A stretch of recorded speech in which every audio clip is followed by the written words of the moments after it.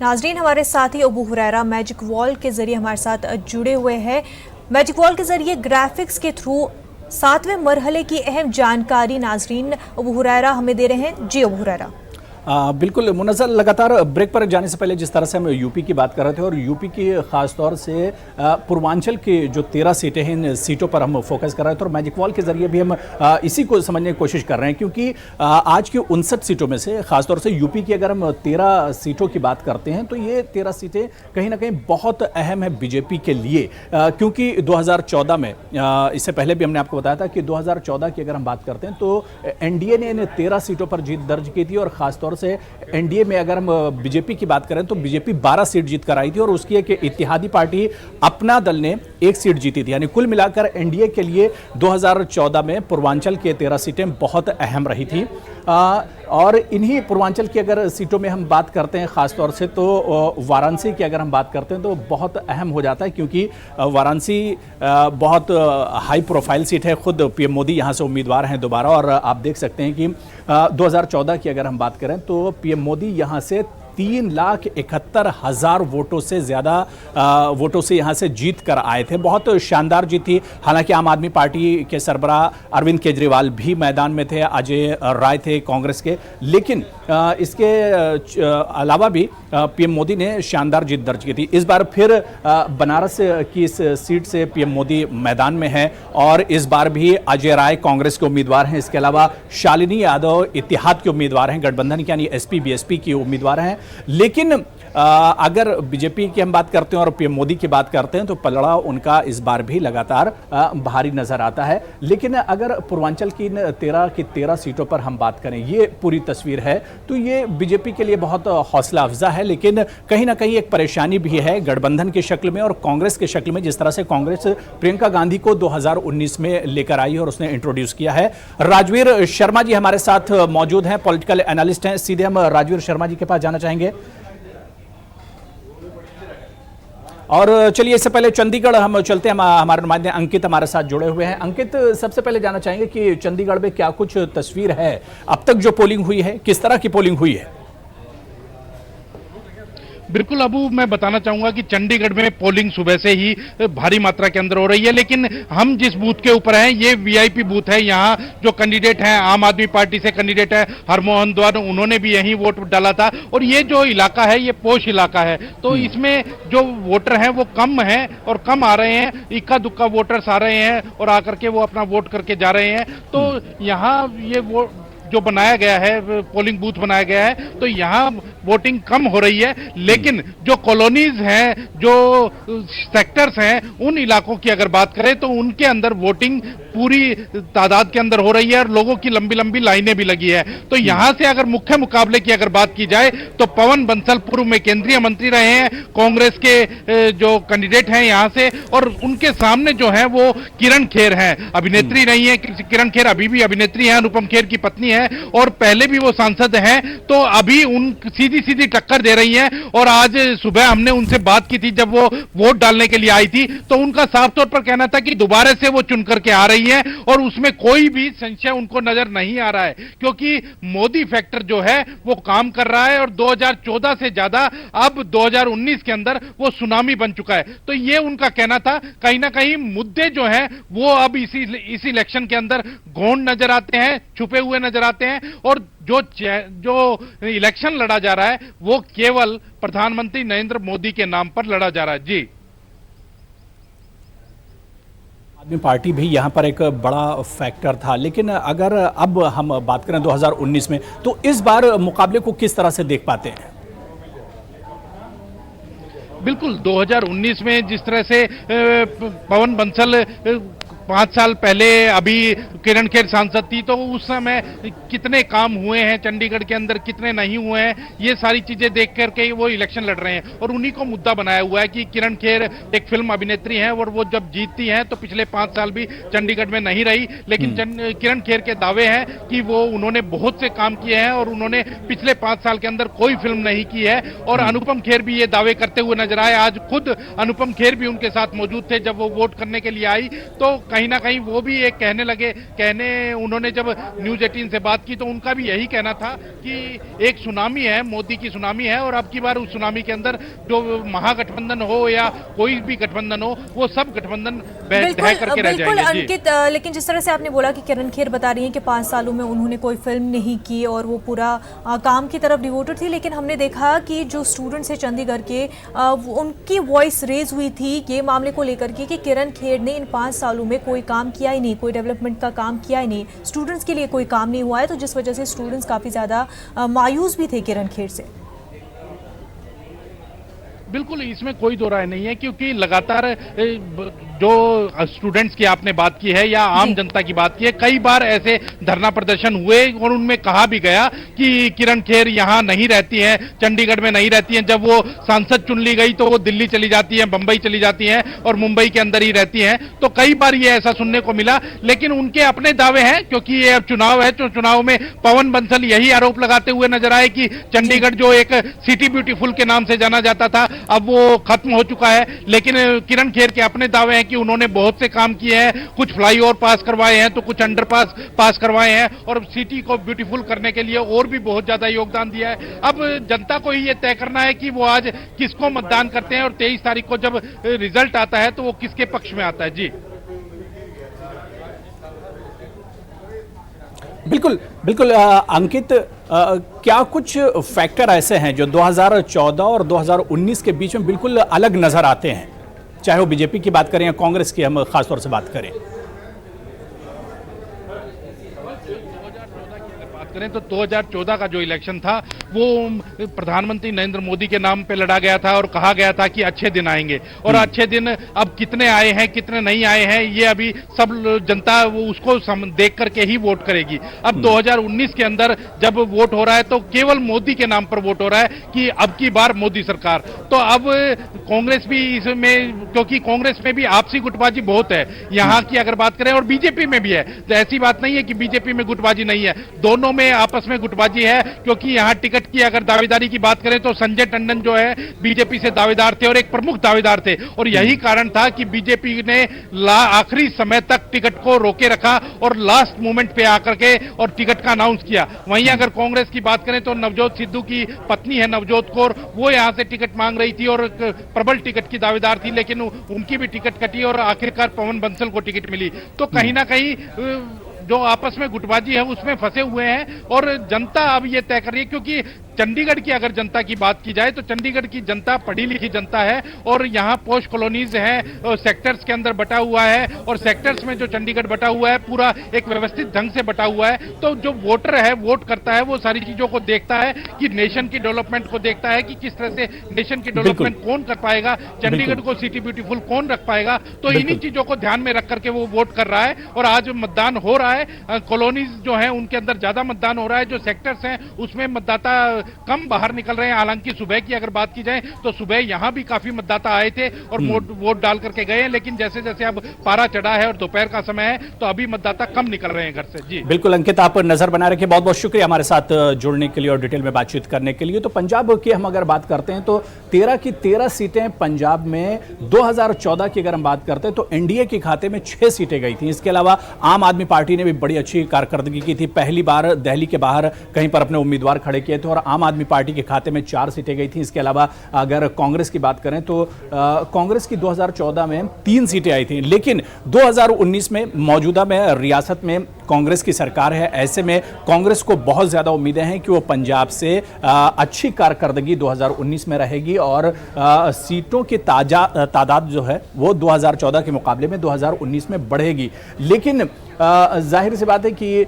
BJP के लिए यहाँ पर खोने के लिए भी है और पाने के लिए भी है, लेकिन कांग्रेस की अगर बात करते हैं तो उसके पास पंजाब में पाने के लिए बहुत कुछ है। और ऐसी हालत में जब रियासत में उसी की सरकार है, ऐसे में कहीं ना कहीं बीजेपी के लिए बहुत सी उम्मीदें नजर आ रही हैं और माफ कीजिए कांग्रेस के लिए, और कांग्रेस ने बहुत ज्यादा पंजाब पर फोकस भी किया और मेहनत भी बहुत ज्यादा पंजाब में की है। लेकिन ऊंट किस करवट बैठेगा ये तो 23 तारीख को ही पता चलेगा। हालांकि हम अगर आज 7वें मरहले की बात करें, 7वां और आखिरी मरहला, और ये मरहला बहुत इंपॉर्टेंट हो जाता है क्योंकि इस मरहले से बीजेपी ने बहुत अच्छी कारकर्दगी की थी 2014 में। दो खास मेहमान मेरे साथ लगातार जुड़े हुए हैं। MH खान साहब बीएसपी लीडर हैं, हमारे साथ जुड़ गए। MH खान साहब, आपका भी बहुत इस्तकबाल करते हैं। और राजवीर शर्मा साहब सियासी तज्ज़िया निगार हैं, पॉलिटिकल एनालिस्ट हैं, शुरू से ही हमारे साथ प्रोग्राम में जुड़े हुए हैं। राजवीर शर्मा जी, मैं आपके पास ही आना चाहूँगा। यूपी पर अगर खासतौर से हम फोकस करते हैं और पूर्वांचल की आज की 13 की बात करते हैं, 13 की 13 सीटों की बात करते हैं, तो ये 13 की 13 सीटें 2014 में एनडीए के खाते में गई थी। बीजेपी ने 12 सीटें जीती थी, अपना दल ने 1 सीट जीती थी। राजवीर जी, 2019 में पूर्वांचल की तस्वीर आप कैसे देख पाते हैं? क्या कुछ बदलाव आपकी नजर में आया है इन 5 सालों में?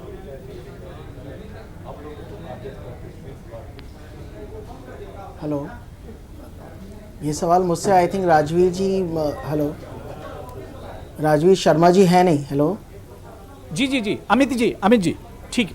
अमित जी, ये सवाल आपसे ही है। जी, अमित सिंह। हाँ, अगर हम लोग बात करें कि उत्तर प्रदेश की जो पिछली 13 की 13 सीटें थी, उनमें भाजपा के पास ही वो सीटें गई थी। तो इस बार अगर हम लोग देखें तो 2013 और 19 में थोड़ा फर्क तो है, लेकिन फिर भी प्रधानमंत्री मोदी की जो खुद की सीट है वाराणसी, वो भी इसी एरिया में आती है। तो उसके हिसाब से मुझे लगता है कि कहीं ना कहीं वाराणसी का डोमिनो इफेक्ट उम्मीद है कि फिर से पूरे पूर्वांचल की सीटों पर पड़ सकता है। और जैसा आप अपने एनालिसिस में बता रहे थे कि इस बार प्रियंका गांधी जी को भी इंट्रोड्यूस किया गया है, तो मैं उसको थोड़ा सा रेक्टिफाई करना चाहूँगा कि पिछले कई 2004 से ही प्रियंका गांधी जी एक्टिव हैं पॉलिटिक्स में, और वो अमेठी और रायबरेली की सीटों पर कैंपेन करती थी।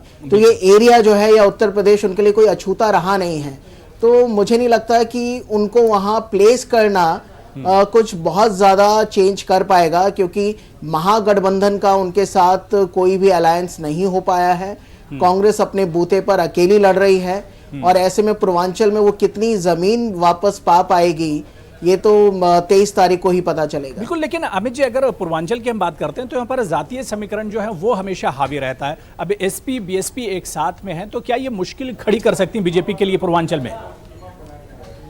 देखिए, जातीय समीकरण हमेशा से उत्तर प्रदेश में कहीं ना कहीं हावी तो रहा है, और हो सकता है वो बीजेपी के लिए मुश्किल खड़ी करे।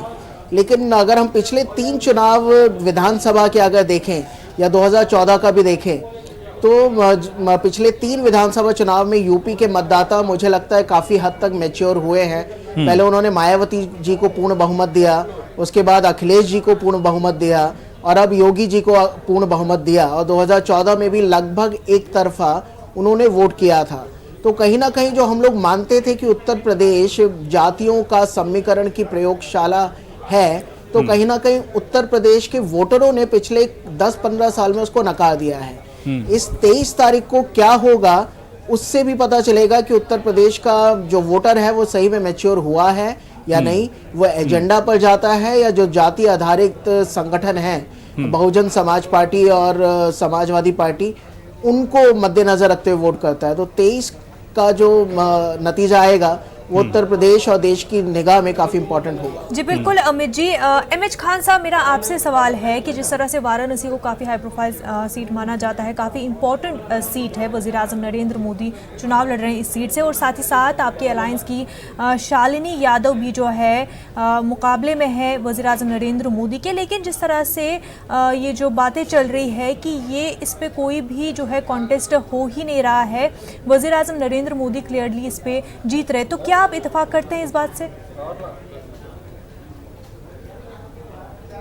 मैं दासा आपको पीछे भी चलना चाहता हूँ कि छठा चरण और 7वां चरण दोनों मिलाकर 27 सीटें होती हैं। 2009 में बहुजन समाज पार्टी 11 सीटों पर जीत के आई थी, और 2014 में हम 12 सीटों पर नंबर 2 पे थे। अब हमारे साथ गठबंधन हो गया है, सपा बसपा आरएलडी का गठबंधन हो गया है। अभी जो साहब बता रहे थे कि बता दिया है, तो अभी योगी जी को क्षेत्र में ही हमने हरा के दिखा दिया, हमने कैराना में हरा के दिखा दिया। अब ये जो तीन फैक्टर इकट्ठा हो गए हैं, तो इनका वोट कहां जाएगा? ये मैं दावे के साथ कह सकता हूं कि 27 सीटों में 27 सीटें गठबंधन को आ रही हैं। पूर्वांचल में तो खान साहब पाएंगे। बनारस भी आप लोग जीत रहे हैं, कैंडिडेट भी नहीं थे। खान साहब बनारस भी आप लोग जीत रहे हैं। देखिए मैं आपसे बता रहा हूं, बनारस भी जीत रहे हैं। देखिए 1970 में इंदिरा गांधी हार गई थी, नहीं हार गई थी, कोई सोच नहीं सकता था कि हार जाएंगी। इंदिरा गांधी भी हार गई थी। तो ये जुमलेबाज पार्टी वाले जो बनारस में कोई काम नहीं किया, ये भी हारेंगे, ये भी पक्का हारेंगे। आप देखिए गोरखपुर में इनके पास कोई कैंडिडेट नहीं है, इन्होंने भोजपुरी फिल्म स्टार ले आए। आजमगढ़ में कोई इनके पास कैंडिडेट नहीं है। इनके साथ जो 5 साल तक कार्यकर्ताओं ने काम किया, उनका टिकट काट करके आप पूरी ईमानदारी से एक चीज बताइए मुझे, एमएच खान साहब, एक चीज मुझे पूरी ईमानदारी से बताइए कि ऐसा उम्मीदवार आपने खड़ा किया, आखिर तक गठबंधन कंफ्यूज रहा कि आखिर किस उम्मीदवार को लाया जाए बनारस की सीट से। शालिनी यादव को आप लोग लेकर आए, फिर उन्हें हटाया गया एक तरह से, और तेज प्रताप का एक तरह से वो नहीं हुआ, तेज बहादुर का माफ कीजिएगा, उनका नॉमिनेशन रद्द हुआ, और उसके बाद फिर शालिनी यादव। मतलब कंफ्यूजन रहा आप लोग को खुद उम्मीदवार लाने में। अब दावा यह है कि पीएम मोदी को आप लोग वहां पर शिकस्त दे रहे हैं। नहीं, कंफ्यूजन नहीं रहा। देखिए तेज बहादुर यादव का जो नामांकन रद्द किया, ये मोदी और योगी और क्या नाम है अमित शाह की साजिश से सब हुआ है। वरना इनको तो हम फौजी के साथ खड़ा कर रहे थे, लेकिन हम ये भी नहीं चाहते थे कि हमारा वहां से ब्लैंक हो जाए। तो शालिनी यादव हमारे पास थी, शालिनी यादव को लड़ा रहे हैं हम लोग, गठबंधन लड़ा रहा है। कहीं हम ब्लैंक उनको क्लीन चिट थोड़ी दे दिए हैं कि जाइए वो वॉक ओवर है, मोदी जी जाइए जो चीज चाहे करिए, हम आपको समर्थन में है, ऐसा नहीं है। मोदी जी ने अभी देखिए परसों प्रेस कॉन्फ्रेंस करके कहा कि मैं कोई जवाब नहीं दूंगा, जवाब देंगे अमित शाह जी। अच्छा, इस देश का प्रधानमंत्री कौन है? इस देश का शासन किसके हाथ में है? जवाब कौन देगा? मन की बात कहेंगे, जनता की मन की बात नहीं सुनेंगे। अरे भाई क्यों नहीं जवाब देंगे आप? लेकिन एमएच खान साहब, जिस गठबंधन की आप बात कर रहे हैं, एसपी बीएसपी जैसे गठबंधन की आप बात कर रहे हैं, आप 2014 के नतीजे में बनारस की बात अगर कीजिए तो एसपी बीएसपी का वोट मिलाकर तकरीबन 1 लाख वोट आए थे एसपी और बीएसपी के खाते में। तो ऐसे में किस तरह से आप मुकाबला करेंगे? तकरीबन 3.25 लाख वोटों से पीएम मोदी जीते थे जब अरविंद केजरीवाल उनके सामने थे। जी देखिए, अब आप हुरैरा साहब, आपको मैं बता दूं, ये कोई जरूरी नहीं है कि पिछले बार जो वोट हमारा था उतना ही वोट रहे। जो वादे इन्होंने किए थे, वादे उन्होंने नहीं पूरे किए हैं। जनता ने जिस वादे के हिसाब से इनको वोट दिया था, वो वादे नहीं पूरे हुए हैं। आपने जितना दिखाया था किसानों को आय 2 गुना करेंगे, नहीं हुआ है। 2 करोड़ नौकरी देने के लिए कहा था, वो नहीं हुआ है। महिलाओं की इज्जत करने के लिए कहा था, महिलाओं का सम्मान नहीं हुआ है। आपने कहा था कि काला धन लेके आएंगे, काला धन नहीं आया है। तो ये सब फैक्टर है। आज मोदी लहर नहीं है, आज मोदी की लहर नहीं है। आज मोदी जी कह रहे हैं, अपने मुंह से कह रहे हैं कि मोदी सरकार दोबारा सरकार। कभी सुना है आपने अबू हुरैरा साहब कि किसी प्राइम मिनिस्टर ने कहा कि मेरी सरकार दोबारा सरकार? किसी भी जनसभा में आपने सुना है मोदी जी ने किसी प्रत्याशी का नाम लिया है? नहीं। मोदी को जिताओ, मोदी को लाओ, मोदी को जिताओ। अमित सिंह जिन फैक्टर के खान साहब बात कर रहे हैं, अगर इन फैक्टरों को देखा जाए, क्या वाकई में 2014 में जिस तरह से मोदी लहर थी, एंटी इनकम्बेंसी कांग्रेस के साथ थी कहीं ना कहीं, लेकिन जिन फैक्टरों की बात अब एमएच खान साहब कर रहे हैं कि बहुत से वादे किए गए थे, उनमें बहुत से वादे पूरे नहीं हुए, क्या वाकई में ये फैक्टर कहीं ना कहीं अगेंस्ट में जाएंगे बीजेपी के? देखिए, हो सकता है कि इनमें से कुछ फैक्टर जाएं, लेकिन एक बात ये भी तय है कि अपोजिशन ने जिस तरह से आंख बंद करके सिर्फ भाजपा या मोदी जी का क्रिटिसिज्म किया है, तो वो कहीं ना कहीं ऑब्जेक्टिव क्रिटिसिज्म था नहीं। तो उस वजह से भी मुझे लगता है कि बहुत ज़्यादा चीज़ें जनता तक पहुंची नहीं हैं कि सरकार ने कितने काम किए, कितने सही हुए, कितने गलत हुए। कहीं ना कहीं उन लोगों को, आम जनता को यही लगा कि मोदी का विरोध करने के लिए ये विपक्षी पार्टियां विरोध कर रही हैं। बिल्कुल। लेकिन अमित जी, जो खान साहब यहाँ पर दावा कर रहे हैं, 2014 में आप देखिए एसपी बीएसपी की क्या हालत वहाँ पर रही थी। क्या वाकई में 2014 में अलग अलग लड़े थे एसपी बीएसपी, इस बार एक हैं? क्या वोट शेयर भी अब बढ़ेगा, या जो एसपी बीएसपी के वोटर हैं वो एक साथ आएंगे? एक साथ आने के बाद क्या वोटर भी एक साथ आएंगे? देखिए, उसमें यानी इसलिए ये प्रश्न काफ़ी दिलचस्प है, क्योंकि राजनीति जो है उसको हम राजनीति विज्ञान तो बोलते हैं, लेकिन वो समाज विज्ञान की एक शाखा है। उसमें कोई, जिस तरह से विज्ञान में कोई भी दो केमिकल मिला दीजिए और हम उम्मीद कर सकते हैं कि एक स्पेसिफिक रिजल्ट आएगा, लेकिन राजनीति में दो चीज़ों को मिलाने के बाद जरूरी नहीं है कि वो वैसा ही रिजल्ट आए। अगर पुराना एग्जाम्पल हम लोग देखें कि कांग्रेस और समाजवादी पार्टी का गठबंधन हुआ था, लेकिन वो चल नहीं पाया।